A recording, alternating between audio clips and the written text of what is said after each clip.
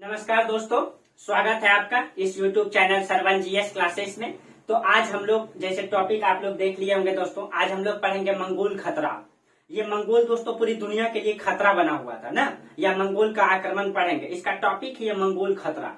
ये भारत के लिए नहीं, पूरी दुनिया के लिए खतरा बना हुआ था। और मंगोल का जो प्रमुख नेता रहा, जो मंगोल का जो संस्थापक रहा इस कबीलाई मतलब क्षेत्र का, वो चंगेज खान रहा। और चंगेज खान के बारे में आप लोग पढ़े ही होंगे दोस्तों कि इसको जो है खुदा का कहर कहा जाता है। यानी जहां ये जाता था वहां खुदा द्वारा लाया गया कहर बन जाता था। ठीक है, और ये सिर्फ भारत के लिए नहीं, पूरी दुनिया के लिए ये कहर बन के रहा। ठीक है, कहा जाता है कि दुनिया का सबसे खतरनाक नेता इसको माना जाता है, सबसे खतरनाक शासक के रूप में जाना जाता है चंगेज खां को। और इसको खुदा का कहर कहा जाता है। कहा जाता है कि दुनिया में इसने कितने लोगों को मारा आज तक इसका अनुमान नहीं लगाया गया है, लेकिन ऐसा माना जाता है कि एक अकेला ऐसा चंगेज खां था जिसने करोड़ों लोगों की हत्या किया है। ठीक है, एक ऐसा नेता है दोस्तों जिसने लगभग करोड़ों लोगों की हत्या किया है। कुछ इतिहासकार तो 2 करोड़, कुछ इतिहासकार 3 करोड़ तक बताते हैं। यानी उस समय पूरी दुनिया की जितनी आबादी थी उसका लगभग 10% लोगों को इसने अकेले मारा था। ठीक है, ये था चंगेज खां दोस्तों। और आज इसके बारे में हम लोग पढ़ेंगे। ये जो चंगेज खां था जिसको खुदा का कहर कहा जाता है, आखिर किस प्रकार का शासक था, इसका उत्थान कैसे हुआ, ये कहाँ का रहने वाला था, ठीक है, इसने कबीला का निर्माण कैसे किया, ये शासक कैसे बना, इन सब के बारे में आज हम लोग चर्चा करेंगे। ठीक है, तो मंगोल के बारे में हम लोग चर्चा करेंगे। चलिए, तो आज हम लोग पढ़ेंगे चंगेज खां के बारे में ना, मंगोल शासक चंगेज खां। पूरा तरह देखिए हम लोग पढ़ रहे थे, अगर आप लोग ध्यान रखें, अभी हम लोग बहमनी साम्राज्य को खत्म किए जो दक्षिण भारत का इतिहास है। ठीक है, और उस समय उत्तर भारत में जब एमबीटी यानी मोहम्मद बिन तुगलक, तुगलक वंश का शासक था न, तुगलक वंश का शासक था। एमबीटी के समय दक्षिण में 2 साम्राज्य, बहमनी साम्राज्य और विजयनगर साम्राज्य का उत्थान हुआ न। और हम लोग जो है इन दोनों साम्राज्य को पढ़ लिए। इधर हम लोग तुगलक वंश को पूरा पढ़ लिए, मतलब एमबीटी के बाद मोहम्मद बिन तुगलक के बाद फिरोज शाह तुगलक, यानी तुगलक वंश को हम लोग लगभग पढ़ लिए। और मतलब कि मंगोल का आक्रमण सबसे पहली बार गुलाम वंश में दिखाई देता है न। गुलाम वंश के बाद खिलजी वंश में सबसे भयानक आक्रमण दिखाई देता है। उसके बाद तुगलक वंश के समय मंगोल का आक्रमण जो है लगभग अंतिम आक्रमण दिखाई देता है।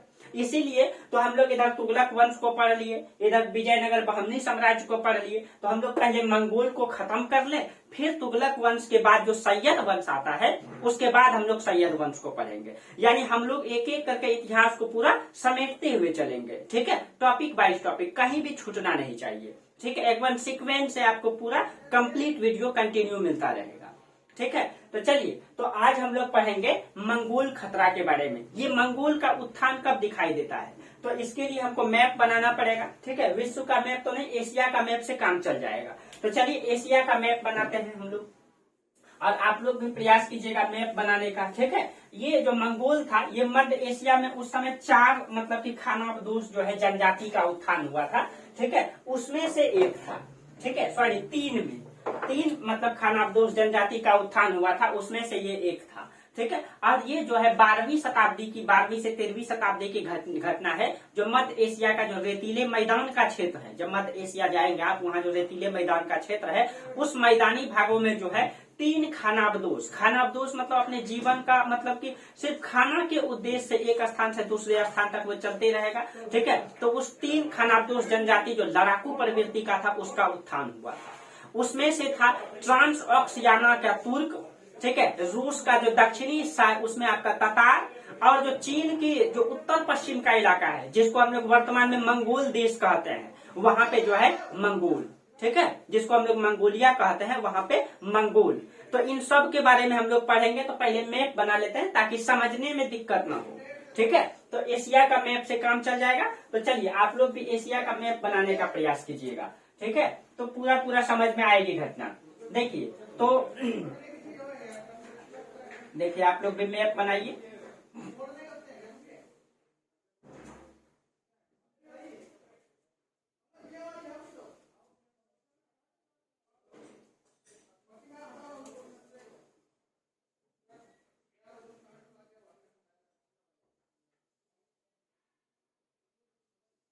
ये आपका उत्तरी और दक्षिणी कोरिया रहा।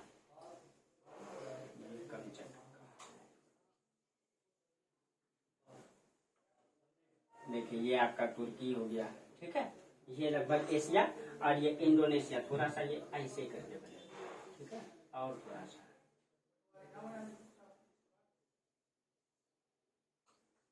लगभग इसी प्रकार से है, ठीक है, इसी प्रकार से है। ये इंडोनेशिया है, यहाँ पे ये ठीक है, ये इंडोनेशिया है, ये जावा द्वीप, ये सुमात्रा द्वीप, यहाँ पे आपका जापान है, होक्काइडो, होन्शु, क्यूशु, सुकोकू, ये 4 द्वीप मिल करके क्या बनता है, ये जापान बनता है, ठीक है।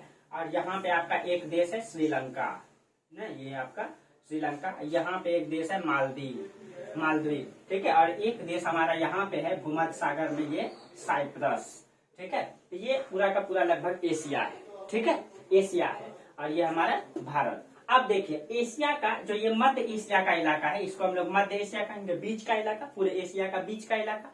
मध्य एशिया के क्षेत्रों में यहाँ का जो घास, जो मतलब कि रेतीले घास का मैदान है, यहाँ पे 3 खानाबदोश जनजाति का उत्थान हुआ था, ठीक है। और उस 3 खानाबदोश जनजाति में कौन कौन था, ट्रांस ऑक्सियाना के तुर्क, जो ट्रांस ऑक्सियाना है दोस्तों, ठीक है, आप लोगों को यहाँ पे देखिए ये भारत है, मान लीजिए ये, अब अगर हम अलग से एक मैप बना दे तो ज्यादा बेहतर समझ में आएगा, ठीक है। तो इधर थोड़ा सा एक मैप बनाते हैं, फिर मिटा देंगे हम, ठीक है। भारत का मैप बनाइए आप लोग, ये देखिए इधर आपका भारत का मैप बनाइए,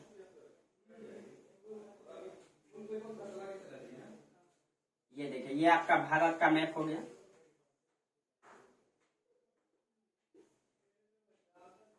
बस समझना है सिर्फ आप लोगों को, ठीक है, बस आप लोगों को समझ में आना चाहिए। देखिए ये हो गया आपका भारत, और ये भारत का उत्तर पश्चिम में ये वाला हो गया आपका एकदम सबसे प्यारा पड़ोसी मुल्क पाकिस्तान, ठीक है, जो अभी जो है बहुत आर्थिक मंदी से गुजर रहा है अपनी मतलब खुद करतूत के कारण से, क्या, तो देखिए जैसा कर्म करेंगे वैसा भुगतेंगे। अब देखिए उसके बाद यहाँ अफगानिस्तान के जब आप उत्तर पश्चिम में जाएंगे, ठीक है, तो इधर जो है एक देश है तुर्कमेनिस्तान, यहाँ पे एक देश है इस तरह तुर्कमेनिस्तान। उसके बाद यहाँ है उज्बेकिस्तान, ठीक है, उज्बेकिस्तान, तो उज्बेकिस्तान और तुर्कमेनिस्तान, उसके बाद इधर है आपका कजाकिस्तान, ठीक है, तो कजाकिस्तान है, कजाकिस्तान की सीमा जो है इधर चीन से लगती है, तो भारत से नहीं, इधर चीन से, इधर पड़ जाएगा आपका, यहाँ से आपका चीन, इधर यहाँ आपका चीन हो जाएगा, ठीक है, इस तरीके से आप लोग यहाँ पे चीन हो गया, ठीक है, और ये हो गया आपका कजाकिस्तान, और इधर 2-3 देश छोटा छोटा और है, एक है आपका तजाकिस्तान और एक है आपका तुर्कमेनिस्तान, सॉरी किर्गिस्तान, ठीक है, तजाकिस्तान और किर्गिस्तान। तो देखिए Hindustan, Pakistan, Afghanistan, Turkmenistan, Uzbekistan, Tajikistan, Kyrgyzstan और कजाकिस्तान, ये 8 तान है, 8 हुआ ना, 1 2 3 4 5 6 7 8 तान है, ठीक है। तो यहाँ पे 2 नदी है, ठीक है, एक है सीर दरिया और एक है आमू दरिया, ठीक है। तो यहाँ पे इस तरीके से जाइएगा तो यहाँ पे 2 नदी है, एक है सीर दरिया नदी, ठीक है। थोड़ा सा दोस्तों हमको अगर एग्जैक्ट दिखना होगा तो हमको एक बार एटलस थोड़ा सा ध्यान करना होगा, ठीक है, कि 1 सेकंड दोस्तों,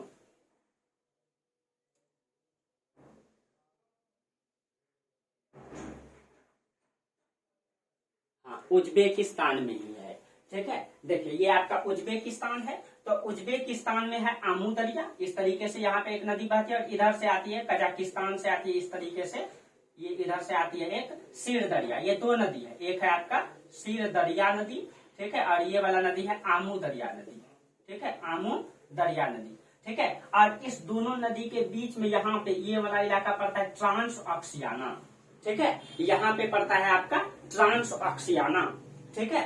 तो इसको ध्यान में रखिएगा आप लोग, ये वाला इलाका आप लोग इसको एटलस में सर्च मार के जरूर देखिएगा, ठीक है, ट्रांस ऑक्सियाना, ठीक है, ये ट्रांस ऑक्सियाना यहाँ पे पड़ता है। और ट्रांस ऑक्सियाना के क्षेत्रों में एकदम आप लोगों को मामला पूरा क्लियर रहेगा, ठीक है। एक बार देख लेते हैं वीडियो ठीक ठाक चल रहा है कि नहीं। चलिए इधर का थोड़ा सा कटा हुआ है, चलिए कोई बात नहीं है, ठीक है।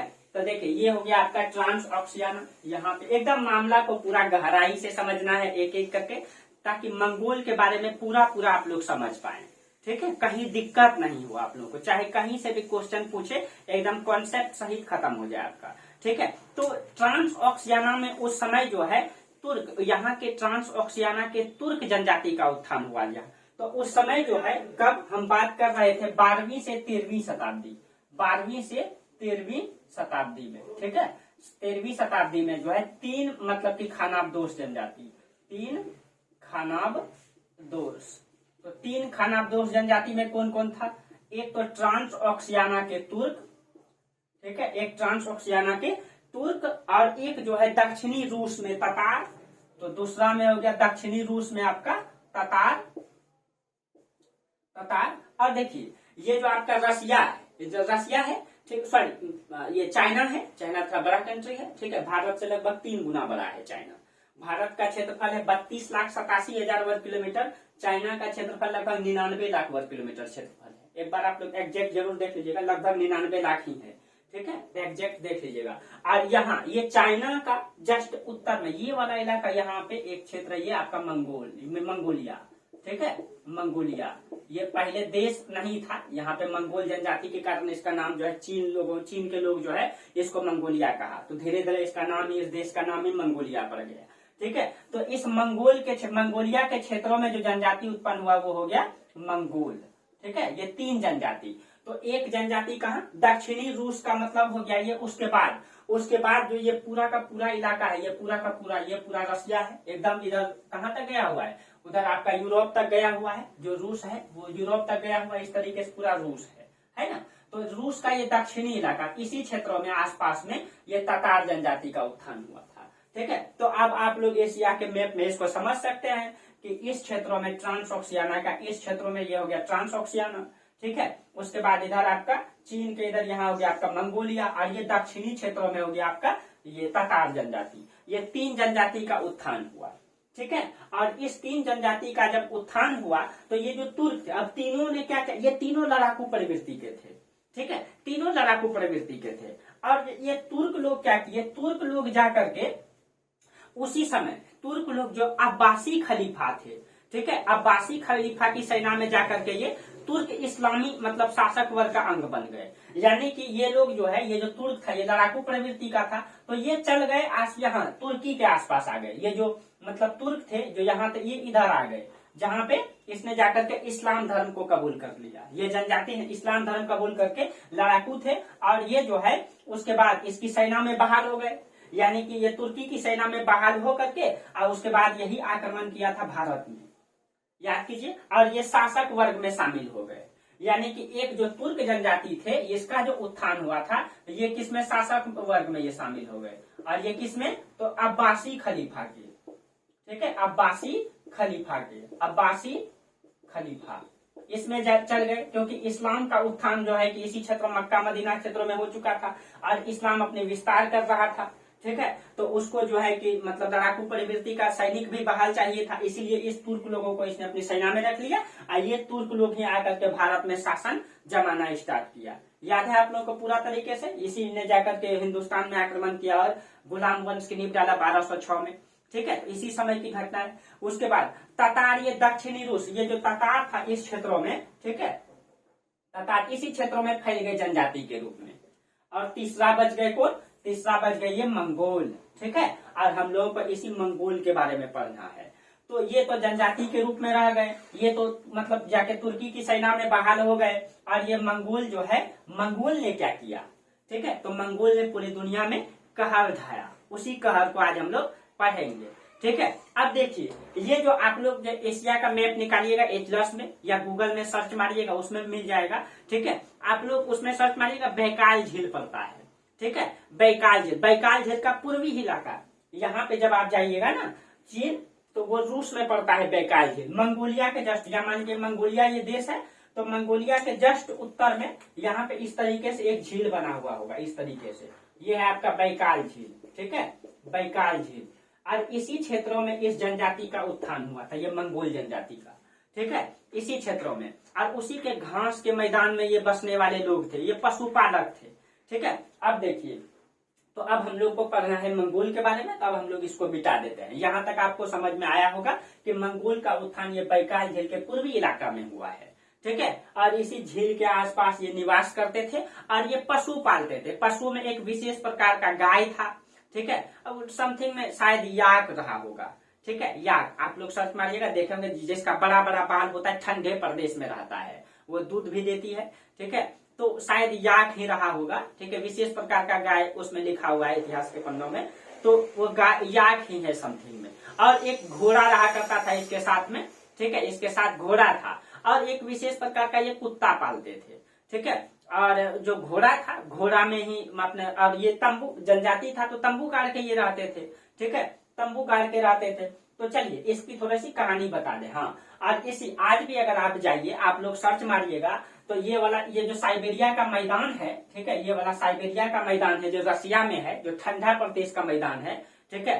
तो आप लोग बताइएगा मैदान कितने प्रकार का होता है, ठीक है। एक तो होता है मतलब शीत मतलब मैदान, हम आपको बता दिए, ठीक है, शीत कटिबंध का मैदान, ठीक है। एक होता है उष्ण कटिबंधीय मैदान, एक उपोष्ण कटिबंध का मैदान।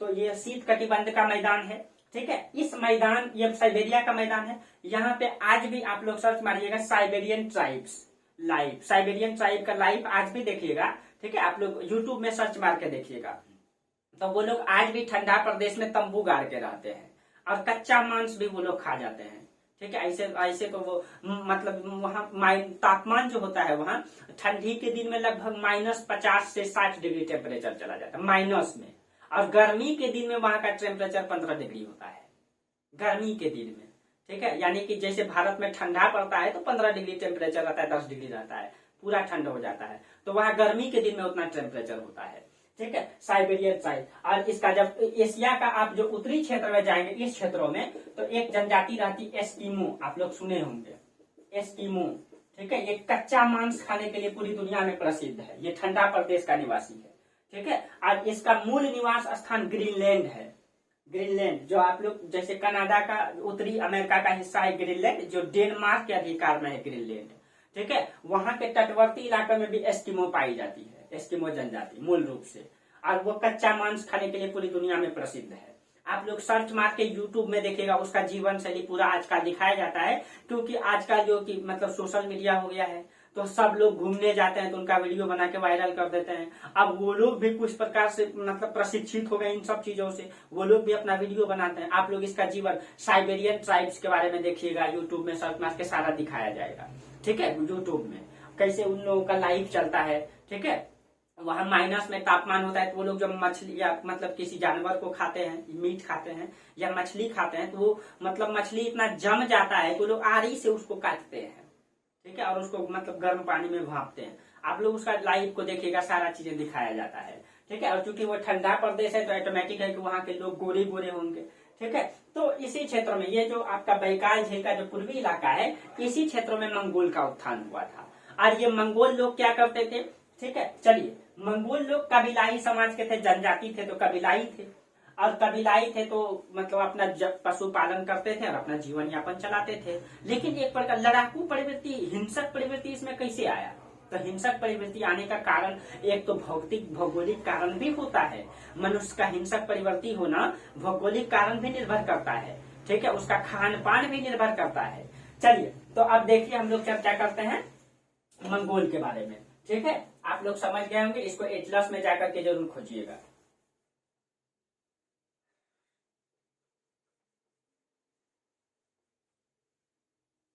अब इन मंगोल में, तातार मंगोल तुर्क में हम लोगों को सिर्फ और सिर्फ मंगोल को पढ़ना है। अब देखिए, ये इसमें आपको आप लोग बना लीजिएगा, ठीक है। अब इसमें से ये जो आपका मंगोल है, तो मंगोल क्या थे? ये मंगोल पशुपालक थे, ये जो है पशुपालक थे, ठीक है। और ये कबीलाई, पशुपालक कबीलाई थे। और ये इसमें से पशुपालक में कौन कौन सा पशु? एक विशेष गाय था, ठीक है, जो ठंडा प्रदेश का था, प्लस में घोड़ा था, ठीक है। और ये लोग एक कुत्ता पालता था, ठीक है, कुत्ता।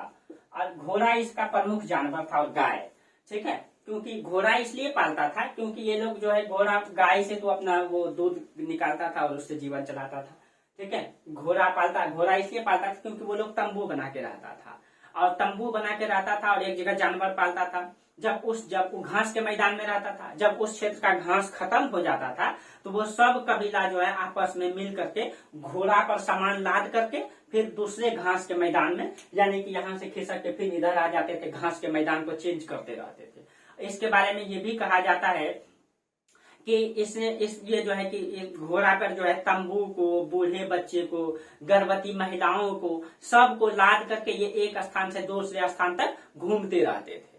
ठीक है, और शिकार भी करते थे, जानवरों का शिकार करके उसका मांस को खाते थे।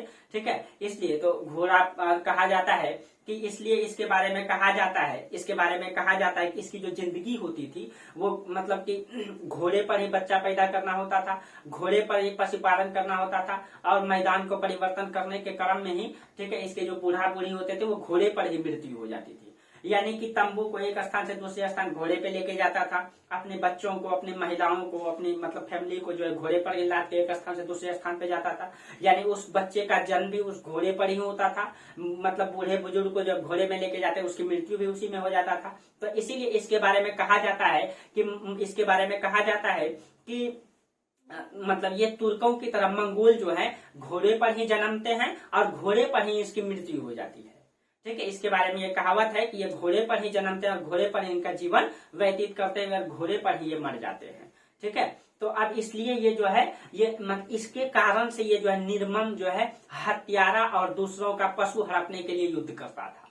ठीक है, ये निर्मम हत्यारा था क्योंकि एक स्थान से दूसरे स्थान चलते चलते इसकी जो मतलब कुटिल प्रवृत्ति हो जाती थी शिकार करते करते, इसलिए निर्मम हत्यारा था। यानी हत्या करते वक्त किसी भी दया धर्म नहीं होता था इन लोगों में। ठीक है, निर्मम हत्यारा था और दूसरे के जानवर को लूटता था। ठीक है, इसके कारण से इसका प्रवृत्ति जो है लड़ाकू प्रवृत्ति का हो गया था।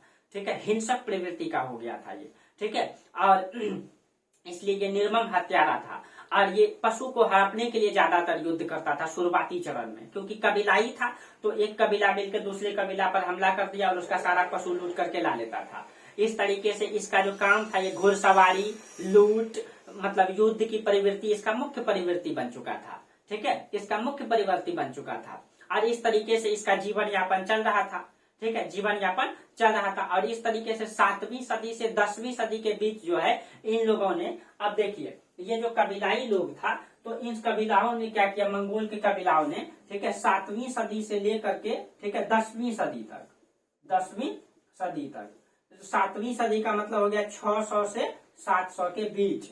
ठीक है, 10वीं का मतलब हो गया 800 से 900 के बीच। 10वीं सदी के बीच में इन लोगों ने क्या किया, उस कबीला को मिला करके एक संघ का निर्माण किया। ठीक है, उन सभी कबीलाओं को मिला करके एक संघ बना लिया, कबीला का संघ बना लिया। यानी कि सभी जो मतलब तंबू गाड़ के जो रहते थे सबको मिला करके उसने एक संघ का निर्माण कर लिया। ठीक है, ये लगभग 11वीं सदी तक आते आते इसने संघ का निर्माण कर लिया। ठीक है, 10वीं से 11वीं सदी तक आते आते, 11वीं सदी तक आते आते इसने कबीला से किसका निर्माण कर लिया, संघ का निर्माण कर लिया। ठीक है, संघ का निर्माण कर लिया और इसमें से एक मतलब उस संघ में जो है एक सरदार हुआ करता था। ठीक है, एक सरदार हुआ करता था। अब देखिए कबीला संघ जब बना लिया, ठीक है, तो इसमें से कबीला संघ का एक सरदार होता था और उस सरदार के नेतृत्व में जो है सबको युद्ध का प्रशिक्षण दिया जाता था। मतलब एक कबीलाई प्रकार का था, जनजाति था, तो उसमें सरदार होता है।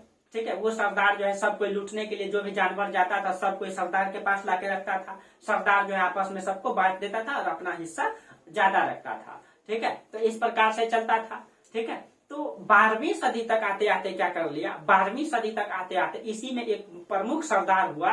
ठीक है, जिसका नाम हुआ चंगेज खां, जिसका मूल नाम था तेमुचीन। ठीक है, तो 12वीं सदी में इसी संघ में, ठीक है, 12वीं सदी में हुआ ये, 12वीं सदी का उत्तरार्ध में, 12वीं सदी का उत्तरार्ध का मतलब हो गया कि 1175 के बाद। ठीक है, बाद, क्योंकि 12वीं सदी का मतलब 1100 के बाद 12वीं सदी होता है, तो उत्तरार्ध का मतलब 1175 के बाद, यानी कि 1200 के आसपास। ठीक है, तो 12वीं सदी के उत्तरार्ध में, ठीक है, इसी सरदार का, यानी कि इस संघ में एक सरदार होता था। ठीक है, सरदार होता था, इसी में बाद में सरदार बना कौन, चंगेज खां। ठीक है, और इसका मूल नाम क्या था, इसका मूल नाम था तेमुचीन। इसका मूल नाम था तेमुचीन। ठीक है, तेमुचीन था इसका मूल नाम इसका तेमुचीन था। ठीक है, और बहुत ही खतरनाक टाइप का व्यक्ति था ये। ठीक है, बहुत ही खतरनाक, कहा जाता है कि इसको इतिहासकार ने खुदा का कहर कहा है। जहां भी आक्रमण करता था उसको पूरी तरीके से नष्ट ही कर देता था। यानी कि मतलब ये इस्लाम धर्म को कबूल कर लिया था, ठीक है। यानी जहां आक्रमण करता, जैसे प्राकृतिक घटना होती है, यानी खुदा के द्वारा या ईश्वर के द्वारा जो प्राकृतिक घटना होती है, या बाढ़ आ जाए, या भूकंप आ जाए, या आंधी तूफान आ जाए, पूरा का पूरा जो है कि बाढ़ भूकंप आता है तो एक पूरा का पूरा जिस क्षेत्र में आता है वो पूरा ध्वस्त हो जाता है। उसी प्रकार से ये जहां आक्रमण करता था उस पूरे क्षेत्रों को ही ध्वस्त कर देता था। इसलिए इसको खुदा का कहर कहा जाता है, ठीक है। कहा जाता है कि ये लोगों के सपनों में आया करता था, राजा के सपनों में आया करता था। राजा इतना डरा हुआ रहता था कि चंगेज खां का नाम सुन करके उसके सपनों में ये चंगेज खां आया करता था, ठीक है। इतना खतरनाक प्रवृत्ति का था। और दुनिया में सबसे अधिक लोगों की हत्या एक अकेले व्यक्ति ने किया है। और इतिहासकार आज तक अनुमान नहीं लगा पाया कि इसने कितने लोगों की हत्या किया है।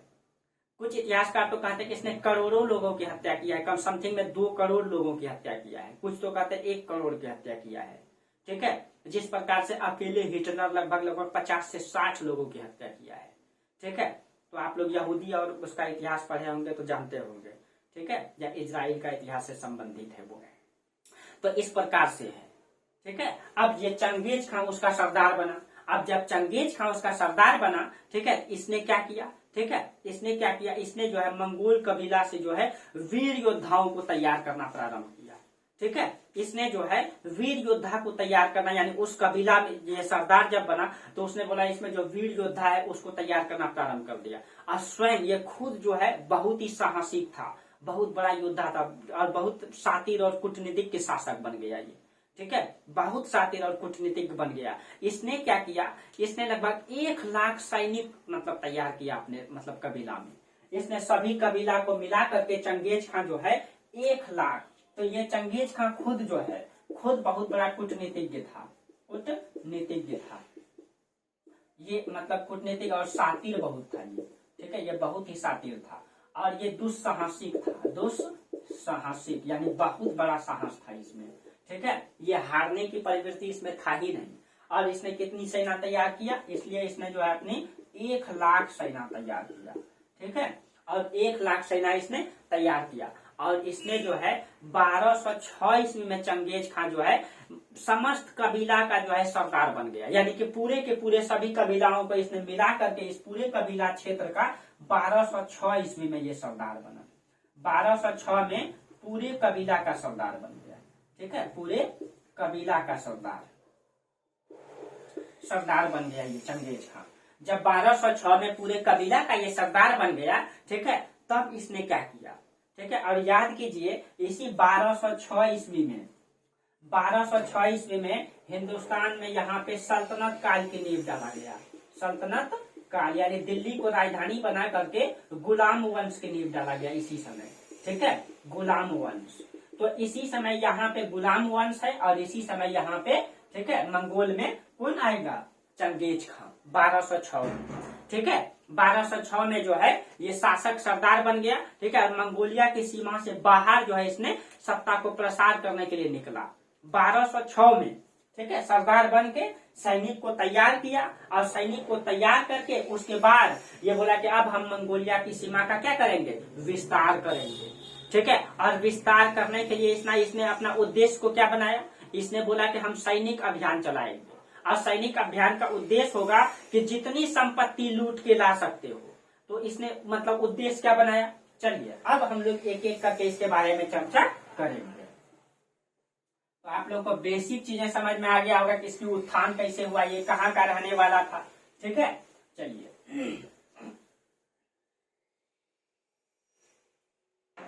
अब देखिए, तो जो चंगेज खां था, ये चंगेज खां, ठीक है, 1206 में ये क्या बना, सरदार बना। और इसने क्या किया, 1 लाख सैनिक तैयार किया, 1 लाख सैनिक तैयार किया। और 1 लाख सैनिक तैयार करके, ठीक है, इसने जो है सैनिक का उद्देश्य क्या बनाया, उद्देश्य यानी सैनिक अभियान का उद्देश्य। इसने बोला 1206 में इसने सैनिक अभियान प्रारंभ किया और सैनिक अभियान का उद्देश्य क्या बनाया, इसने बनाया कि जितना अधिक से अधिक लूट कर सकता है, जितनी अधिक हत्या कर सकता है, लूट, हत्या और अधीनता कबूल करवाना, ठीक है। इसने 3 उद्देश्य को बनाया, ठीक है, अधीनता कबूल करवाना, कबूल करवाना। ठीक है, यानी कि जहां पे आक्रमण करो वहां जितना ज्यादा लूट करके ला सकता है, वहां की जितनी लोगों की हत्या कर सकता है और उसके पूरे क्षेत्रों को अपने क्षेत्र में ले सकता है, अपने कब्जे में ले सकता है। इसने अपना उद्देश्य बनाया और इसने अपनी सेना में खतरनाक टाइप का हथियार उस समय इसके पास था।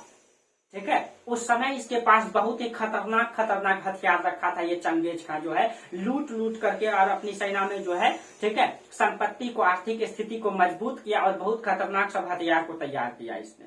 ठीक है, तो इसकी सेना में कौन कौन सा हथियार था? ठीक है, इसके सेना में जो है कौन कौन सा हथियार था? हथियार में तो इसका सबसे पहले पारंपरिक हथियार, जो मतलब कि ये लोग जो है कि तीर कमान वो भाला सब जो उपयोग करता था। ठीक है, तीर कमान भाला तो ये था, इसका जो परंपरा था, जनजाति था, तो ये लोग तो उपयोग करता ही था। एक तो वो रखा। ठीक है, पारंपरिक हथियार के अतिरिक्त इसके बारे में कहा जाता है कि दीवार और फाटक तोड़ने वाला मशीन इसके पास उस समय था। ठीक है, इसके अलावा दीवार तोड़ने वाला, ठीक है, दीवार प्लस में फाटक, उस समय जो राजा महाराजा का जो घर हुआ करता था उसमें बड़ा बड़ा फाटक और बड़ा बड़ा लकड़ी का मोटा मोटा दरवाजा हुआ करता था। ठीक है, जिसको आसानी से, और उसमें जो है ना कील लगा दिया जाता था, कांटी, यानी कि फाटक लगता था और वो इतना मोटा लकड़ी का होता था और बड़ा बड़ा होता था। आप लोग देखे भी होंगे वीडियो सब में, और उसमें कील लगा दिया जाता था। और उस समय हाथी से उसको तोड़ा जाता था दरवाजा को। तो हाथी तोड़ेगा तो उसमें कील लगा दिया जाता था ताकि हाथी सूर मारेगा तो उसमें धस जाएगा। ठीक है, इसीलिए हाथी भी नहीं तोड़ पाता था। ठीक है, तब उसके लिए वो लोग बेहतर तकनीक का मतलब अलग तकनीक लगाता था उसके लिए। ठीक है, कि कैसे तोड़ा जाए। तब उसी समय कहा जाता है उस समय इसने दीवार और फाटक तोड़ने के लिए विशेष प्रकार का मशीन बना लिया था कि राजा के किले पे आक्रमण करेंगे तो उसके लिए दीवार और फाटक तोड़ने वाला मशीन इसने रखा था। ठीक है, तोड़ने वाला मशीन इसने रखा था। इसके अतिरिक्त इसके पास क्या था? पत्थर का टुकड़ा फेंकने वाला गुलेल। ठीक है, पत्थर का टुकड़ा फेंकने वाला गुलेल, आप लोग बाहुबली पिक्चर में देखे होंगे। पत्थर का टुकड़ा फेंकने वाला गुलेल। ठीक है, यानी ये बड़ा बड़ा पत्थर, बाहुबली पिक्चर में देखे होंगे कि किस प्रकार से वो बना हुआ रहता है, गोल टाइप का बड़ा गोला उसमें रखता है। ठीक है, उसमें रखता है और एक प्रकार से ऐसे करके झटका मारता है, अचानक जाके दूर में गिरता है। एक प्रकार गुलेल टाइप का, यानी गुलेटा टाइप का वो काम करता है। तो उस समय ये रखा था, उससे ये लोग किला तोड़ने का काम करता था। ठीक है, और सैनिक के बीच में ये फेंकता था। तो उस समय इसके पास खतरनाक टाइप का हथियार था जो लगभग किसी भी शासक के पास नहीं था। इन लोगों ने तैयार किया था। ठीक है, ये दीवार और फाटक तोड़ने वाला मशीन था इसके पास उस समय। ठीक है, पत्थर का टुकड़ा फेंकने वाला था उस समय। ठीक है, तो आप लोग को प्राचीन काल के इतिहास में पढ़ाए थे कि मगध का शासक, शायद उस समय हर्यक वंश का शासक बिंबिसार की मृत्यु हो गई थी और अजात शत्रु आया था न। मगध और जो लिच्छवी गणराज्य में जो युद्ध होता था न, वज्जी संघ जिसमें 8 संघ था, तो हर्यक वंश के, मगध वंश के शासक ने कभी जीत नहीं पाया, यानी हर्यक वंश के शासक ने। ठीक है, जब उसके बाद और 16 वर्षों तक युद्ध चला था। उसके बाद जो है बिंबिसार की मृत्यु हो गई लेकिन जीत नहीं पाया। उसके बाद आया कौन? तो उसके बाद आया उसका पुत्र अजात शत्रु। अजात शत्रु ने 2 हथियार का उस समय इस्तेमाल किया था युद्ध में, एक महाशिलाकंटक और एक जख्मूषण। वो विशेष प्रकार का हथियार था उसी समय, इसलिए तब वो 16 साल युद्ध लड़ा था और लास्ट में जीता था। ठीक है, तो उसी प्रकार से इसने जो है इतने खतरनाक सब हथियार तैयार किया और अपनी सेना में लगभग 1 लाख सैनिक को तैयार किया। और सैनिक का उद्देश्य लूट, हत्या, अधीनता कबूल करवाना यही रखा कि जहां जाओ जितना अधिक से अधिक लूट करो, वहां के जितने भी लोगों की हत्या कर सकता है। ये उद्देश्य इसने बनाया अपना। ठीक है, उसके बाद कहा जाता है इस उद्देश्य के साथ 1211 ईस्वी में, ठीक है, 1211 ईस्वी में चंगेज खां के नेतृत्व में मंगोल का भयंकर तूफानी आक्रमण शुरू हुआ। ठीक है, इसने जो है 1206 में सरदार बना। उसके बाद ये सैनिक वैनिक को तैयार किया, अपनी सेना को मजबूत किया लूट लाट करके छोटे से क्षेत्रों को। ठीक है, उसके बाद 1211 में इसने भयानक जो है आक्रमण स्टार्ट किया, भयानक आक्रमण स्टार्ट किया, तूफानी आक्रमण स्टार्ट किया। ठीक है, एक कहर के रूप में स्टार्ट किया, जहां भी जाता था अपना कहर मचाता था। ठीक है, इस प्रकार से 1211 में। और सबसे पहले ये किसको लूटेगा? तो आप ही लोग बताइए, पहले किसको लूटेगा? पड़ोसी को लूटेगा। तो यहाँ पे ये पूरा का पूरा आपको पता है कि ये पूरा का पूरा चीन है ना? ये पूरा चीन है, इधर ये चीन है। तो सबसे पहले ये चीन को पीटेगा। ठीक है, कहा जाता है कि मंगोल को, ठीक है, मंगोल को कभी भी चीन मतलब हरा नहीं पाया। ठीक है, जबकि मंगोल छोटा देश है, जबकि चाइना बड़ा कंट्री है उसके सामने में। ठीक है, फिर भी मंगोलिया इसमें इतना बार आक्रमण करके लूटा, ठीक है, मंगोल के शासक, कि आज तक भी चाइना जो है मंगोलिया से डरता है। ठीक है, अब अभी तो आप लोगों को पता है कि अभी वैदेशिक नीति है, तो उसमें बहुत सारा अब समझौता चलता है। ठीक है, तो वर्तमान स्थिति कुछ अलग चर्चा करेंगे, वो IR का टॉपिक है। चलिए, उसके बाद 1211 में इसने जो है खतरनाक तरीके से आक्रमण स्टार्ट किया, भयानक आक्रमण स्टार्ट किया। ठीक है, और सबसे पहले इसने जो है चीन की सीमा में घुस करके खूब लूटपाट किया। ठीक है, इसने जो है चीन की सीमा में घुसता था बार बार और खूब लूटता था, मन भर के लूटता था। और चीन का शासक डर से कुछ नहीं कर पाता था उस समय। और कहा जाता है कि कई बार लूटा। और उस समय जो चीन का दीवार बना हुआ था, इसे मंगोलिया का आक्रमण से बचने के लिए चीन का मतलब वो चीन का जो दीवार था उसको भी ये टप जाता था चंगेज खान। ठीक है, और कई बार लूटा। एक बार तो कहा जाता है कि वो बीजिंग यहाँ पे पड़ता है, चीन की राजधानी है लगभग इस क्षेत्रों में बीजिंग। ठीक है, बीजिंग आप लोग एटलस में देखिएगा। और इसी के नीचे में वुहान शहर, यहाँ पे जाइएगा तो वुहान शहर है यहाँ पे। ठीक है, यहीं से कोरोना वायरस का उत्थान हुआ है चीन का, वुहान शहर से। ठीक है, यहाँ पे बीजिंग इसकी राजधानी। ये एक बार बीजिंग पर आक्रमण करके पूरा तरीके से लूटा, बीजिंग तक इसने कब्जा भी कर लिया था। ठीक है, बीजिंग तक इसने कब्जा भी कर लिया था। ठीक है, और बीजिंग तक, और बीजिंग को उस समय पिकिंग कहा गया है, पिकिंग। ठीक है, पिकिंग यानी कि बीजिंग को इसने लूटा। तो जब 1211 में आक्रमण शुरू किया तो सबसे पहले ये कहाँ आक्रमण किया, चीन में घुस करके खूब लूटपाट किया, घुस कर खूब लूटपाट किया। ठीक है, उसके बाद एक बार तो इसने कहा था तो चीन यानी पिकिंग तक, पिकिंग यानी कि बीजिंग तक, चीन की राजधानी बीजिंग तक इसने मतलब लूटा, बीजिंग पर कब्जा कर लिया इसने। ठीक है, और उसके बाद जो है, इसके बाद जब इन क्षेत्रों को जी भर के लूट लिया, ठीक है, उसके बाद जो है मंगोल का नेता चंगेज खान सोचा कि अब इधर नहीं, अब इधर का साम्राज्य को लूटा जाए। ठीक है, तो अब जब ये इधर आएगा तो ये पूरे क्षेत्रों को वो जीतेगा। ठीक है, और जहां लूटने जाता था वहां बहुत सारे लोगों की हत्या करता था ये। ठीक है, जहां जाता था मतलब खूब कत्लेआम मचाता था। ठीक है, किसी को बख्शता नहीं था ये। ठीक है, चलिए, तो अब देखिए, अब थोड़ा सा इस मैप को ठीक कर ले हम लोग। ठीक है, यहाँ पे सल्तनत काल चल रहा है।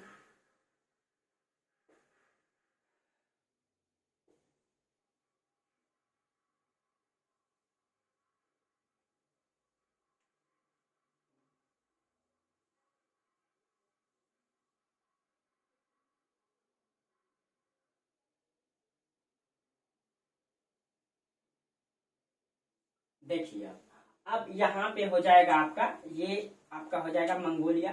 ठीक है, ये आपका मंगोलिया, मंगोलिया के ऊपर में यहाँ पे है आपका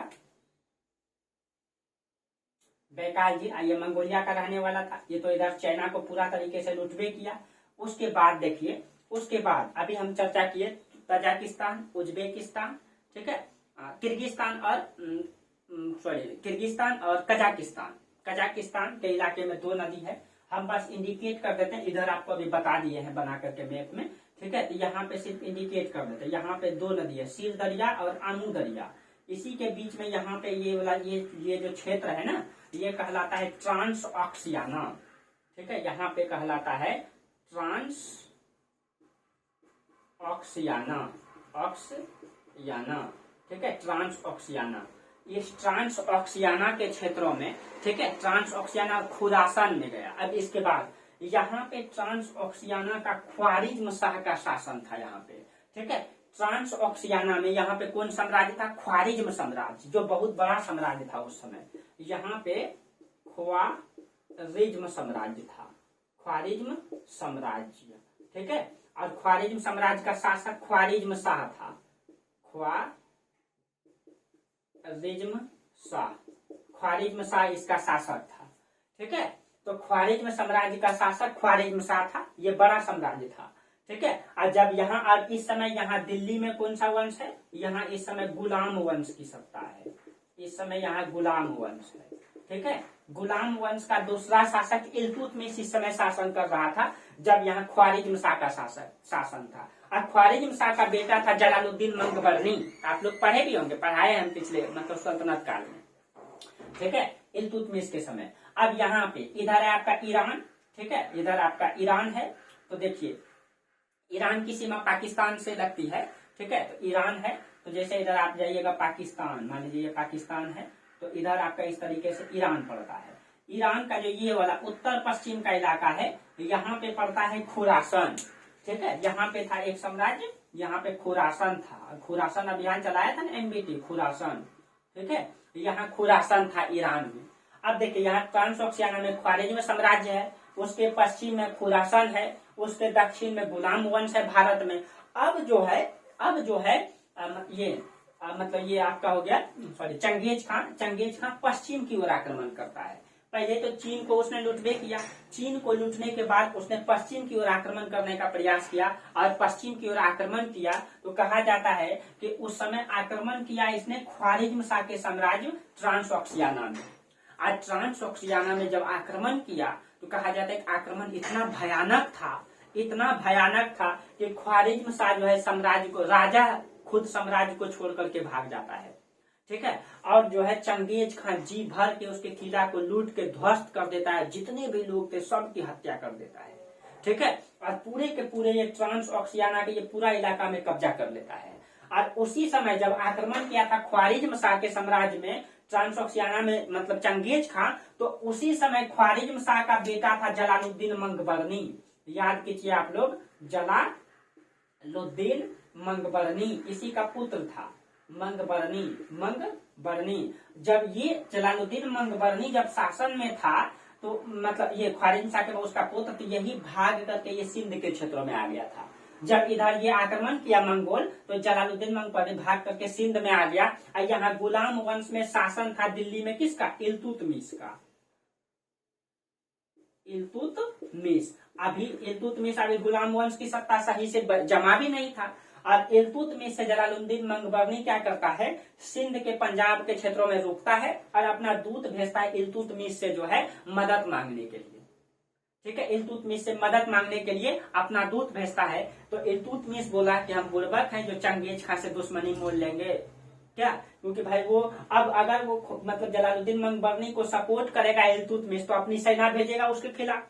अब किसके खिलाफ, चंगेज खान के खिलाफ। और चंगेज खान से लड़ना आसान तो था नहीं, इसीलिए इल्तुतमिश ने क्या किया, जलालुद्दीन मंगबरनी जो दूत भेजा था इल्तुतमिश से मिलने के लिए, इल्तुतमिश ने उस दूत की भी हत्या करवा दी थी। हम लोग चर्चा भी किए थे न, उसकी हत्या करवा दी थी इसी समय, ठीक है। और चंगेज खान जो है तब इसीलिए, अगर नहीं तो चंगेज खान पूरा ट्रांसोक्सियाना का पूरा क्षेत्र को लूटा। अगर इल्तुतमिश अभी सपोर्ट कर देता जलालुद्दीन मंगबरनी को, तो चंगेज खान शायद फिर इस पर भी हिंदुस्तान में भी आक्रमण उसी समय करता। और उसने जी भर के ख्वारिज्म साम्राज्य को पूरा ध्वस्त कर दिया और पूरे मतलब इस इलाके में कब्जा कर लिया। उसके बाद इसको लूट करके उसने खुरासन पे आक्रमण किया, ठीक है। खुरासन पे आक्रमण करके खुरासन को भी जी भर के लूटा।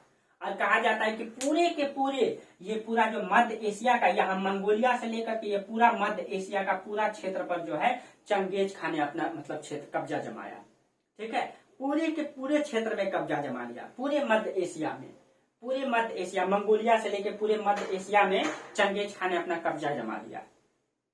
और उसके बाद कहा जाता है कि चंगेज खान की मृत्यु के बारे में तो किसी को जानकारी है नहीं स्पष्ट रूप से कि चंगेज खान की मृत्यु जो है कहाँ हुई, कैसे हुई, इतिहास में मतभेद है इसके बारे में, ठीक है। चलिए एक सेकंड दोस्तों, थोड़ा देख लें वीडियो ठीक चल रहा है कि नहीं।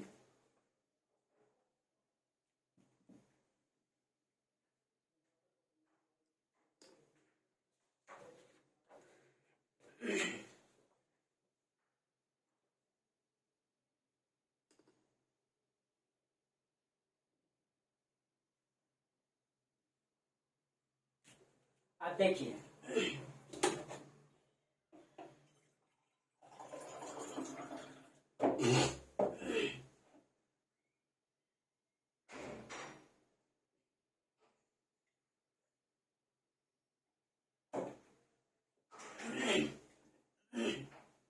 अब पूरे के पूरे मध्य एशिया में जो है चंगेज खान ने अपना मतलब कि पूरा साम्राज्य को विस्तार कर दिया, ठीक है। उसके बाद 1220 में इसने जो है भयंकर नरसंहार किया बुखारा और समरकंद में। ठीक है, बुखारा और समरकंद जो है ये पड़ता है आपका उज्बेकिस्तान में। ठीक है, पाकिस्तान अफगानिस्तान के बाद है आपका उज्बेकिस्तान। उज्बेकिस्तान में समरकंद और बुखारा आप लोग एटलस में जरूर देखिएगा। ठीक है, उज्बेकिस्तान में इसी के नीचे यहाँ पे पड़ता है ये पाकिस्तान अफगानिस्तान और उसके बाद ये उज्बेकिस्तान। तो यहीं पे है समरकंद और बुखारा। ठीक है, समरकंद और बुखारा पे आक्रमण करता है और वहां पे तो नरसंहार किया था 1220 में। 1211 में इसने पूरे के पूरे इस पूरे क्षेत्रों को जीता लगभग 15 तक। 1220 में इसने जो है 1220 में इसने समरकंद प्लस में बुखारा पर आक्रमण किया। बुखारा यानी कि अब ये दक्षिण की ओर आ रहा है और इधर इल्तुतमिश की सत्ता है जो पाकिस्तान अफगानिस्तान तक के क्षेत्र में फैला हुआ था लगभग न ये, क्योंकि ये पूरे पूरे उत्तर पश्चिम में फैला हुआ था, पूरे दक्षिण को तो जीता नहीं था। कौन तो मोहम्मद गौरी, हाँ गौरी। ठीक है, मोहम्मद गौरी पूरे इस पूरे क्षेत्रों को जो अफगानिस्तान से गजनी का था वो मोहम्मद गौरी। तो अफगानिस्तान देखिए, तो आप लोग इसको एकदम समझिएगा। मान लीजिए ये पाकिस्तान है तो ये आपका अफगानिस्तान है, इधर आपका अफगानिस्तान के बाद उधर उज्बेकिस्तान है। तो अब देखिएगा, तो अफगानिस्तान में यहाँ पड़ता है गजनी से लेकर के इस पूरे के पूरे क्षेत्रों में कौन सा साम्राज्य है? गुलाम वंश है ना। इधर गजनी का वंश है, तो ये पूरे क्षेत्रों में है। इसके उत्तर में यहाँ पे आपका क्या हो जाएगा? समरकंद और बुखारा। यहाँ पे आक्रमण किया चंगेज खान ने 1220 में और यहाँ पे भयंकर नरसंहार किया, यानी कि हत्या और लूट और काट किया पूरा तरीके से। ठीक है, बहुत सारे लोगों की हत्या किया इसने। ठीक है, समरकंद और बुखारा को खूब लूटा। ठीक है, कहा जाता है कि मात्र 3 साल में पूरे मध्य एशिया को इसने फतह कर लिया, जीत लिया था चंगेज खान। ठीक है, 3 साल में इस पूरे क्षेत्र में इतना भयानक आक्रमण किया कि सबको लूट और ध्वस्त करके जहां भी जाता था खतरनाक कहर मचाता था। राजा के सपने में आया करता था चंगेज खान, इतना खतरनाक था। ठीक है, कहा जाता है कि लंबा कद का था, मुंह उसका बड़ा था, दाढ़ी बड़ा था, बाल बड़ा था। इतिहास में स्पष्ट नहीं है कि वो था कैसा, लेकिन ऐसा इतिहासकार बताते हैं उसके बारे में। ठीक है, तो ये उसका आंख तो छोटा छोटा, मंगोल है तो यहाँ पे छोटा छोटा, चाइनीज को आप लोग देखे ही होंगे। ठीक है, छोटा छोटा, तो उसी प्रकार से वो था। आप लोग सर्च मार के देखिएगा, मतलब चंगेज खान के बारे में गूगल में उसका फोटो दिखाई देता है। ठीक है, स्टेच्यू वाला। उसके बाद कहा जाता है पूरे मध्य एशिया को चंगेज खान ने जीत लिया। और पूरे मध्य एशिया को जब चंगेज खान ने जीत लिया, ठीक है, उसके बाद कहा जाता है कि पूरे मध्य एशिया को जीत करके वो वापस जा रहा था अपना देश मंगोल। तो वापस जाने के क्रम में, लौटने के क्रम में 1227 ईस्वी में, ठीक है, चंगेज खान की मृत्यु हो जाती है। 1227 में चंगेज खान की मृत्यु हो जाती है। चंगेज खान की मृत्यु हो जाती है। अब इसकी मृत्यु जो है, इसके मृत्यु के बारे में इतिहासकार में बहुत मतभेद है। कुछ इतिहासकार कहते हैं कि इसको जो है कि एक बीमारी हो गया था शायद। ठीक है, इसको बीमारी हो गया था, लेकिन कुछ इतिहासकार कहते हैं कि ये लड़ते हुए मारा गया था, युद्ध में ये लड़ते हुए मारा गया था। ठीक है, इतना युद्ध लड़ाई लड़ा था कि युद्ध में लड़ते हुए मारा गया था। कुछ कहते हैं कि नहीं, यहाँ से वापस लौटते समय 1227 में बीमारी के कारण इसकी मृत्यु हो गई, लेकिन इसकी मृत्यु के बारे में कोई स्पष्ट जानकारी नहीं है। कहा जाता है कि चंगेज खान पहले जान चुका था कि मेरी मृत्यु के बाद भी, ठीक है, मेरे लाश को भी, मेरे मुर्दे लाश को भी लोग मतलब नहीं छोड़ेंगे। इसीलिए चंगेज खान बोल दिया था कि जब हमारी मृत्यु हो जाए, ठीक है, तो हमको जो अनजान जगह में दफना देना, और जितने लोग दफनाने जाएंगे उन सब की हत्या करवा देना। ठीक है, उन सब की हत्या करवा देना जितने लोग दफनाने जाएंगे। और इसलिए इतिहास में अभी तक मतभेद है कि चंगेज खान को कहाँ दफनाया गया था। आज तक इतिहास में मतभेद है कि इसको कहाँ दफनाया। कहा जाता है जितने भी लोग इसके मतलब कि सब यात्रा में गया था, सबकी हत्या करवा दिया गया था। और उस रास्ते में आने वाले जितने भी सैनिक थे, यानी कि जब चंगेज खान को दफना के आ रहा था तो रास्ते में जितने भी लोगों से मुलाकात हुआ उन सब की हत्या कर दिया गया था। इसीलिए इतिहास में आज तक मतभेद है कि चंगेज खान का कब्र कहाँ है, आज तक पता नहीं है लोगों को। ठीक है, इसलिए चंगेज खान के बारे में जानकारी स्पष्ट नहीं कि इसकी मृत्यु कैसे हुई, कहाँ हुई और इसका कब्र कहाँ है, अभी तक इसके बारे में पता नहीं है। जब इसकी मृत्यु हो गई, ठीक है, इसके मृत्यु के मतलब मृत्यु के बाद जो है उसके जितना भी क्षेत्र को उसने जीता था उन सभी मतलब क्षेत्रों को जो है इसके पुत्रों ने अपने उसके बेटों ने आपस में बांट लिया और 4 बड़े साम्राज्य का निर्माण किया। ठीक है, इसकी मृत्यु के बाद ये पूरा का पूरा मध्य एशिया को लगभग इसने पूरा जीत लिया और इसके जीतने के बाद जब इसकी मृत्यु हुई तो इसके बेटे ने जो है आपस में 4 भागों में साम्राज्य को बांट करके बड़ा बड़ा साम्राज्य का निर्माण हुआ।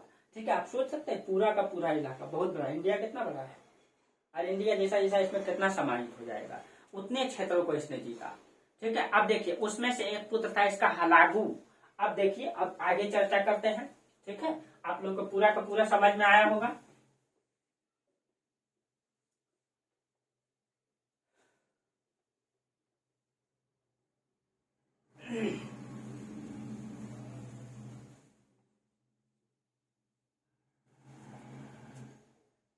अब देखिए अब जब उनकी मृत्यु हुई, ठीक है, चंगेज खां का मृत्यु जब हुआ 1227 में, 1227 में लगभग कहा जाता है कि 65 वर्ष इस समय उसकी आयु था। ठीक है, लगभग 65 वर्ष उनकी आयु था। इनकी मृत्यु हुई तो उसके बाद जो है उसके पुत्रों ने आपस में जो है साम्राज्य को बांट लिया और 4 मतलब बड़े साम्राज्य का निर्माण हुआ। ठीक है, उसमें से इसका एक पुत्र था हलागु। हलागु इसको जो है इसको कौन सा क्षेत्र मिला है, इसके हिस्से में समरकंद और बुखारा का भाग आया। ठीक है, समरकंद उज्बेकिस्तान में है, प्लस में बुखारा इसके हिस्से में आया। अब देखिए ये जो आपका समरकंद और बुखारा है इसकी सीमा भारत से लगता है। अब यही आक्रमण करना स्टार्ट करेगा किधर, भारत की ओर। चंगेज खां आक्रमण किया था तो वो तो इल्तुतमिश था, तो इल्तुतमिश ने सपोर्ट ही नहीं किया, इसीलिए जो है कि मतलब चंगेज खां भारत में आक्रमण किया नहीं। लेकिन अब जो है इसके सीमा में यानी अफगानिस्तान से सीमा किसका लगता है, यानी कि भारत की सत्ता से सीमा लग रहा है हलागु का, जो समरकंद और बुखारा में है। अब यही आक्रमण करेगा बार बार। ठीक है, बार बार आई। इसकी पूरी सेना खतरनाक प्रवृत्ति का तो था ही, सब सेना, बस चंगेज खां की मृत्यु हुई, सेना तो वही है। ठीक है, और खतरनाक इसकी प्रवृत्ति तो है ही। ठीक है, अब मतलब समरकंद और बुखारा पर इसने 1258 में बगदाद पर आक्रमण किया और अब्बासी खलीफा के शासन को इसने अंत कर दिया। अब देखिए इधर आपका ईरान, ईरान के बाद इधर इराक, इराक की राजधानी है बगदाद, इराक की राजधानी बगदाद। तो इसने हलागु ने 1258 में बगदाद पर आक्रमण किया और यहाँ पे था अब्बासी खलीफा, अब्बासी खलीफा का यहाँ पे शासन था। ठीक है, इसको इसने समाप्त कर दिया, यानी कि इसने इधर से आक्रमण किया, ये पूरे क्षेत्र में इसका शासन तो था ही, इधर आक्रमण किया और इसको ये पूरे के पूरे अब्बासी खलीफा को इसने 1258 में समाप्त कर दिया। ठीक है, समाप्त कर दिया। उसके बाद अब मंगोल आसानी से अफगानिस्तान मतलब तक जो है कब्जा करने में सफल, यानी कि इधर उसकी सीमा अफगानिस्तान से लगने लगा। अब देखिए अब अगर इसको एक बार मिटा के साफ सुथरा कर दें, अब देखिए अब इधर हो जाएगा आपका ये पाकिस्तान, अब अफगानिस्तान, अफगानिस्तान के बाद इधर पूरा का पूरा साम्राज्य किसका है, हलागु का है। ठीक है, हलागु का, इधर हलागु। और उसके बाद अब अफगानिस्तान से इधर पूरे हिंदुस्तान में तो यहाँ पे इल्तुतमिश गुलाम वंश की सत्ता है, नहीं गुलाम वंश की सत्ता है। अब इसकी सीमा भारत से लगने लगा। अब अफगानिस्तान क्योंकि उस समय भारत का हिस्सा था, उससे लगने लगा। ठीक है, अब जो है अब वो भारत पे आक्रमण करेगा। अब मंगोल सीमा जो है दिल्ली सल्तनत से जब लगने लगा तो दिल्ली के सुल्तान ने जो है, अब दिल्ली के सुल्तान उससे लड़ेंगे। ठीक है, तो अब इसकी सीमा जब दिल्ली सल्तनत से लगने लगा, ठीक है, दिल्ली क्योंकि उस समय दिल्ली सल्तनत चल रहा है, सल्तनत से लगने लगा तो दिल्ली सल्तनत के सुल्तान ने मंगोलों के खिलाफ 3 नीति का मतलब अनुसरण किया। ठीक है, तो अब दिल्ली के सुल्तान ने मंगोल के खिलाफ कौन सी नीति अपनाया, मंगोल के खिलाफ, क्योंकि अभी लड़ तो नहीं सकता था क्योंकि आर्थिक स्थिति मजबूत तो थी नहीं, 3 नीति का अनुसरण किया। उसमें से एक नीति इसने अनुसरण किया अलगाववाद, अलगाववाद। ठीक है, दूसरा जो है तुष्टीकरण, तुष्टीकरण। ठीक है, और तीसरा नीति जो है विरोध की नीति। ठीक है, विरोध। अब देखिए यानी कि कुछ शासक ऐसे आएंगे जो मंगोल के खिलाफ अलगाववाद की नीति अपनाएंगे। अलगाववाद का मतलब ये हो गया कि वो आक्रमण करेंगे ना तो उसके खिलाफ हम सेना में मतलब आक्रमण करने ही नहीं जाएंगे, उससे मतलब ही नहीं रखेंगे। वो आक्रमण करेगा तो हम युद्ध में मतलब उधर से ये आएगा तो हम उससे मतलब ही नहीं रहेंगे, एक प्रकार से तटस्थता की नीति अपनाएंगे, उससे मतलब दूर ही रहने का प्रयास करेंगे, हम उसके आपसी मामला में हस्तक्षेप नहीं करेंगे। ठीक है। कुछ शासक अलगाववाद की नीति अपनाएंगे, कुछ शासक तुष्टीकरण, इसको ठीक से लिख, तुष्टीकरण। जैसे आजकल मतलब हमारे देश के प्रधानमंत्री न श्री नरेंद्र मोदी पे जो है कि मोदी जी पे यह आरोप लगाया जाता है कि नरेंद्र मोदी तुष्टीकरण की नीति अपनाते हैं न। आप लोग को पता है कि हिंदुस्तान में हिंदू मुस्लिम आजकल जो है कि ज्यादा ही कुछ चल रहा है, तो जिसके कारण से उसमें आरोप लगाया जाता है। तो तुष्टीकरण का विदेशी नीति के बेस में क्या होता है, तुष्टीकरण का मतलब हो गया कि जब कोई बाह्य शासक आक्रमण करता है, भयानक आक्रमण होगा, तो उसके प्रति रियायत देना। रियायत मतलब कुछ मतलब सहयोग थोड़ा स्थापित करना। ठीक है। विदेशी जब मतलब भयानक आक्रमण होने वाला है, कोई खतरनाक शासक आक्रमण करेगा, उसके प्रति कुछ रियायत देना ही तुष्टीकरण की नीति कहलाता है। अब विरोध का मतलब है कि वो आक्रमण करेगा तो हम भी नहीं छोड़ेंगे। जैसे उसी में आएगा बलबन, उसी में आएगा अलाउद्दीन खिलजी न। तो इसको हम लोग अगली क्लास में चर्चा करेंगे। आज जो है मंगोल का यहीं तक रहने दीजिए। अब हम लोग मंगोल का आक्रमण जो हिंदुस्तान में हुआ, अब उसका हम लोग अगली क्लास में चर्चा करके खत्म करेंगे। ठीक है। और अगले क्लास में मंगोल खत्म हो जाएगा। ठीक है। 2 क्लास है मंगोल का। आज पूरा का पूरा बेसिक चीजों को हम लोग समझ लिए कि मंगोल कौन था, कहां से आया था, कैसे आक्रमण किया न, उसके उत्थान को हम लोग चर्चा किए। और आप लोग जाके गूगल में इसको सर्च मार के देखिएगा। ठीक है। और यूट्यूब में सर्च मार के देखिएगा इसके बारे में कि साइबेरियन ट्राइब्स के बारे में, आपका एस्किमो जनजाति के बारे में, साइबेरियन जनजाति, इन सब की जनजाति के बारे में जीवन यापन को देखिएगा। यूट्यूब में सर्च मार के सब मिल जाएगा आपको, किस प्रकार से वो लोग बर्फीले मैदान में अपना जीवन यापन व्यतीत करते हैं। ठीक है। चलिए, तो आज यहीं तक रहने दीजिए, फिर इससे आगे हम लोग अगली क्लास में चर्चा करेंगे। ठीक है। और आप लोगों को पूरा का पूरा वीडियो एकदम बेहतर तरीके से समझ में आता होगा। ठीक है। और समझ में आता है तो आप लोग लाइक कीजिए, कमेंट कीजिए, शेयर भी कीजिए। ठीक है। और आप लोग इस चैनल को आगे बढ़ाइए ताकि हम आप लोगों के लिए और बेहतर से बेहतर कर पाए। ठीक है। और आप लोगों को बिल्कुल फ्री में कंटिन्यूअस वीडियो पूरा एकदम यूट्यूब में मिलेगा आप लोगों को। ठीक है। इसलिए चिंता करने की जरूरत नहीं है। ठीक है। और क्वेश्चन कहीं से भी नहीं छूटेगा। चलिए, तो आज यहीं तक रहने दीजिए। ठीक है। फिर हम लोग अगली क्लास में चर्चा करेंगे। तो तब तक के लिए आप लोगों को बहुत बहुत धन्यवाद। Thank you.